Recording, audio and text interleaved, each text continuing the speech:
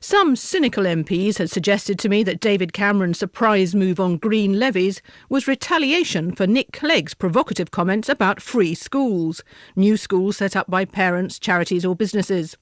Having originally backed them, Nick Clegg this week broke with coalition protocol by speaking out against them. The Lib Dem David Ward and the Conservative Neil Carmichael sit together on the Education Select Committee, so I brought them together to find out why there was this sudden coalition split on free schools. What did David Ward think was behind Nick Clegg's outburst?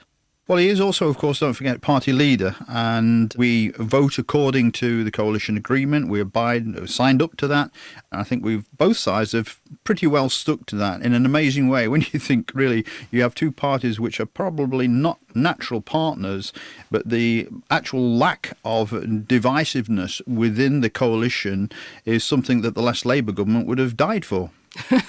That's certainly true. Neil Carmichael, is your side a bit fed up that Nick Clegg is seeming to be rubbishing your government, your mutual government?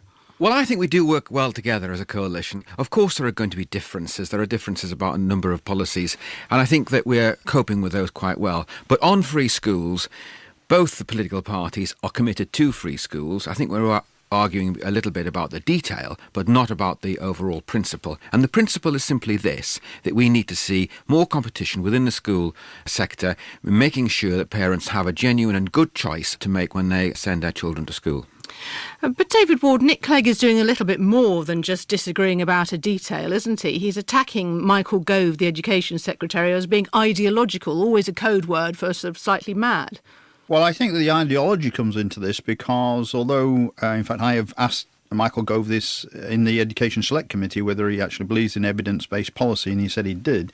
The actual evidence for the success of academies or indeed free schools is not there, and the Education Select Committee will be looking at academies and free schools, but we've certainly seen no clear evidence that they are necessarily lead on to a higher attainment and achievement in schools. So in that sense, it's ideologically driven rather than evidence-based.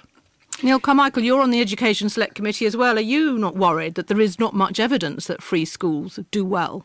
Well, I think, first of all, we haven't got a huge number of free schools, and we've only just started launching them effectively. So clearly we have to let them bed in and more free schools be created. I think it's wrong to say that there isn't evidence to say that academies are doing well, because actually there is. We can see that there are improvements in exam results. It's a good scheme. It was started off by the last Labour government, but it's actually been considerably enhanced by ourselves, and I think that's something to be applauded. The big issue with free schools, and I've never supported the academies, I didn't even support the academies under the Labour government, and I voted against the Academies Bill in this Parliament, despite the fact that there was a reference to that in the coalition agreement. I felt so strongly about that. I am perfectly happy with greater flexibility, opportunities for innovation and creativity within our schools, but this is public money we're talking about, and there must be accountability within the system.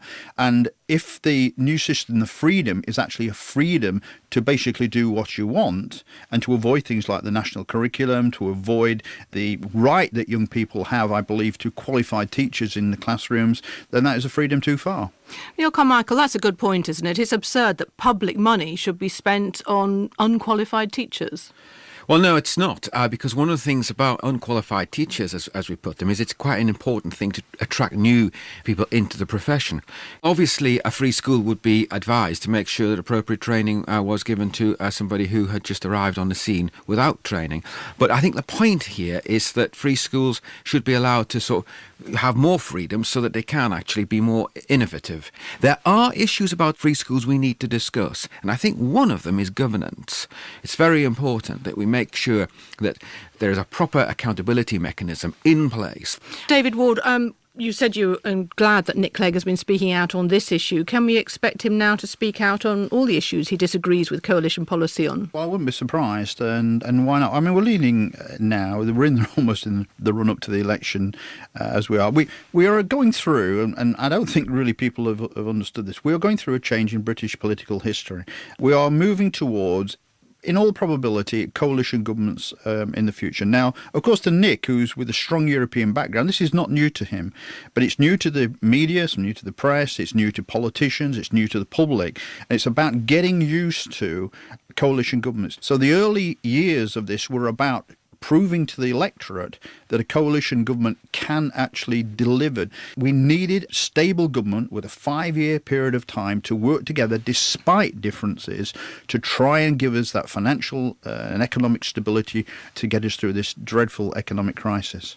As far as you're concerned as well, Neil Carmichael, does the election campaign start here? It is, after all, only 2013. The election's not until 2015. Is that the end of the coalition living happily together now? Well, obviously the Conservative Party intends to fight and win the next general election outright, and it would be unlikely for any Conservative to say otherwise. But just in case we don't manage that... Just in case. Just in case. I think the relationship between ourselves and the Liberal Democrats has actually been surprisingly good. I think that we've achieved a huge amount of reform. If you look at welfare benefits, for example, that's an area which I think many would say 5 or 6 years ago, difficult to tackle. But it has been tackled, and that is a central success. Neil Carmichael and David Ward on how the recent splits within the coalition are just a foretaste of things to come as the election approaches.